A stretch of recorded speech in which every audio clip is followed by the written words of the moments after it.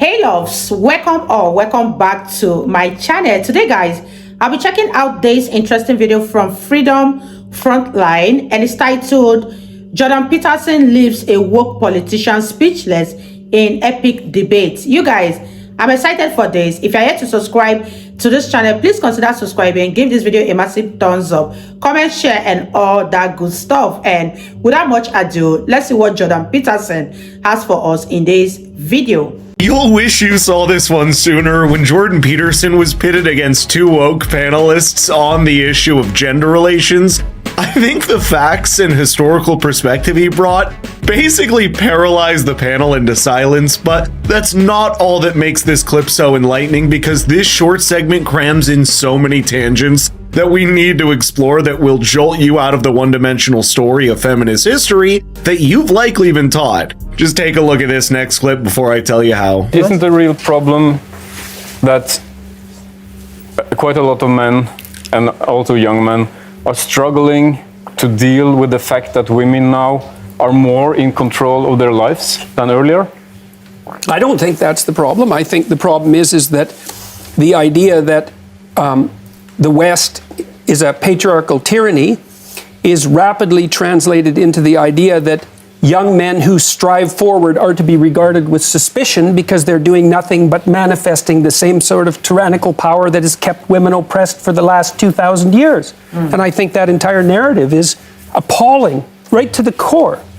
So, and I don't see that it's helpful to anyone, because making young men weak or failing to encourage them to be strong, that's a better way of putting it, certainly does the young men no good, and it doesn't do the young women any good at all if they want to find a partner. So you're saying that all along women and men have had the same opportunities, always? No, I'm basically saying that all along hardly anyone had any opportunities. I mean, if you look at the history of the world, things really started to shift in about 1895, but before 1895, the typical person in the West lived on less than $1 a day in today's money, which is about 2/3 the UN cutoff for abject poverty by today's standards. And so what happened through most of the history of the world is that men and women struggled mightily together, sometimes at each other's throats, but mostly cooperatively, to keep the wolf from the door and the tyrant at bay. Life was very, very, very, very difficult. And the fact that we survived it all meant that fundamentally we cooperated, despite the fact that we're rife with stupidity, ignorance, and malevolence. But what's so terrifying with gender equality? Nothing. So curious. Except when people gerrymander the data, it's like, what do you mean by equality? Do you want women to have their free choice or not? If you do, they're not going to pick occupations that are the same as the occupations men pick. But we have structures today that women need to struggle. They need to take a step to have the possibility to become like a prime minister. As we talked before, we don't have had any prime minister in Sweden that have been a woman, for instance. We have a lower rate of female entrepreneurs. Men had a higher income than women in Sweden, even if they work with the same tasks. And we need to work with, that's one that I would we need to work dispute. with gender equality, I think, even in the lower class in schools, to learn kids how to play with dolls, or how to... That's the most fundamental debate in all of psychology that she seems to simply assume the answer to, the nature versus nurture argument. It's often oversimplified, but it's well established that humans are both a product of our genetic predispositions as well as the environment that shapes us. Do you know the only kind of person that would love the idea of complete social constructionism? It's people that want to deconstruct and rebuild human nature in the image of their own ideology. That's precisely what you see in the debate around which version of equality is it that feminism truly demands, equality of opportunity or outcome. The moment that you make equal outcomes your guiding North Star, even a feminist would be willing to steamroll female choice in order to bring about the ideological utopia. Isn't that exactly what you see punctuated at different times in the feminist movement? Sure, it's an idea that's still on the fringes, but the last 2 decades are a case study in how the fringes can become mainstream opinions very quickly. A French feminist icon, Simone de Beauvoir, actively made the point in the 1970s that women should be stripped of the choice of being stay-at-home moms. And why? Well, hear what she says in her own words, and I quote, "No woman should be authorized to stay home to raise her children. Women should not have that choice because if there is such a choice, too many women will make that one." And that's just as condescending to women as the idea that free female choice in the Scandinavian countries today is the impediment to their version of equality. I think we need to learn both.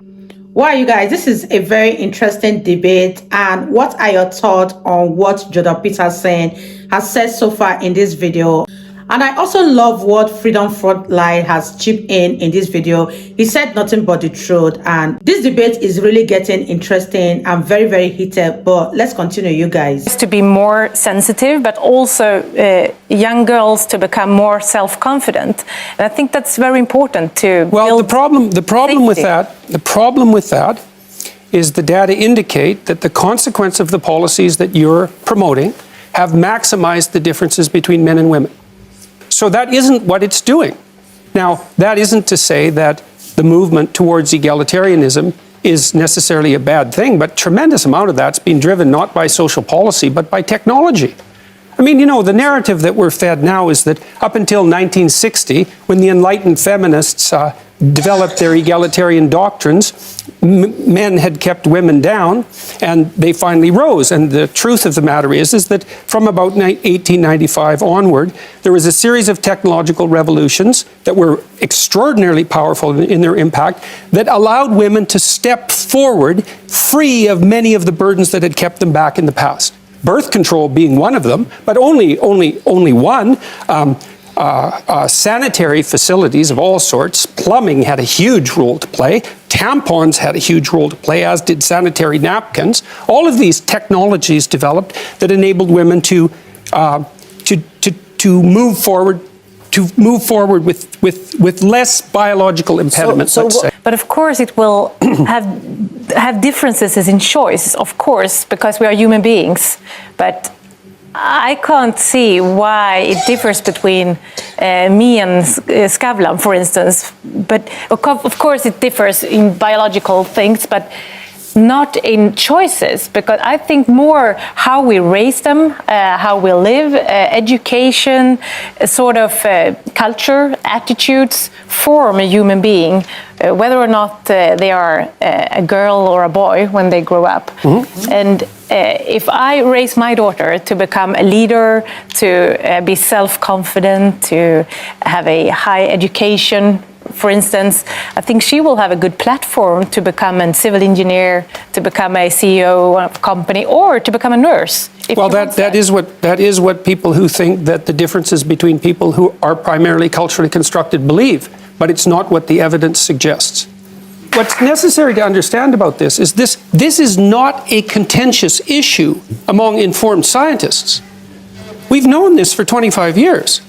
And so, and it's a perverse effect. No one expected it. That's such a reality check to all of us. There's a tendency for people to overestimate the impact of their actions in creating large social changes over things like technology and the natural evolution of culture. You know what makes every social movement in history unique in one aspect? It doesn't just prescribe what it wants the future to be, but also contains its own reading and version of history that it wants to teach. In the case of the feminist movement, even if you agree with what it offers women in the present and future, it's hard to agree with how it reads the past. The idea that men, being 50% of the population on average, systematically oppress the other half of the population should come across as absurd, because it is. It assumes that men lived much greater lives on the backs of those oppressed women, when in fact a vast majority of men in history had a terrible life in every way imaginable. Take, for example, wars and conflicts, which have practically been routine for most of human history at one place or another in the world. It was always the men that would get conscripted to military service under the draft. In fact, there's little or no instances in history of women being forced to fight and lose their life for a king and kingdom that likely also oppressed them. that oppression wasn't on a gender basis, but on a class and power basis. The men were disposable cannon fodder in war for the rulers, and their physical strength, even as young as age 15, were made to serve the mighty kings. And speaking of kings, let me paint you a picture of the kind of life that they lived 300 or 400 years ago, compared to the average person today, which I think will show you how it's technology above all else that has emancipated us. A king's life was one of constant looming threat of invasion and war, while he lived in a cold, dark, and damp palace. There was no entertainment and virtually no protection against life-threatening disease since medical science was still primitive. There was no such thing as household power or electricity, complex navigation, transportation, or anything that we take for granted in our day-to-day 21st century life. In fact, I don't think there's a single person on the planet that's living even a low to moderate lifestyle that would trade their place with a king from 400 years ago. And when you realize that it was actually technology and our political evolution rather than identity-based social movements that got us to our modern life, you will start to view both men and women in history united in their attempts to escape poverty and oppression from the tiny ruling elite, rather than antagonistic. Social movements do play a role, like the suffragist movement, which was an example of one that was truly successful, but we would be missing a large part of the picture focusing solely on our own crafted version of history, rather than what it really teaches. Take this idea to the last century and you find a similar pattern, with women step by step being freed of their impediments through technology, whether that be through sanitation technology or the invention of machines that could replace their household chores like washing machines and the refrigerator. In that case, Jordan Peterson is bursting the self-righteous bubbles of much of today's activism, and I think that's what we just saw on this panel. But perhaps he understands that giving credit to the right things is the first step towards understanding our evolution as a society and where we want to go next. Wow, you guys, that was such an interesting video from Freedom Frontline, and Jordan Peterson really did such an amazing job. He totally destroyed that panel, and kudos to Jordan Peterson for such amazing knowledge. Jordan Peterson is someone that the whole world needs to listen to, because the amount of knowledge this man has is just admirable, and I really enjoyed every minute of this video. And kudos to Freedom Frontline for putting this video together. He said nothing but the truth at the ending of this video, and I really enjoy reacting to him. If you guys enjoyed watching, give this video a massive thumbs up, comment, share, and all that good stuff, and I'll see you all in my next video. Bye guys.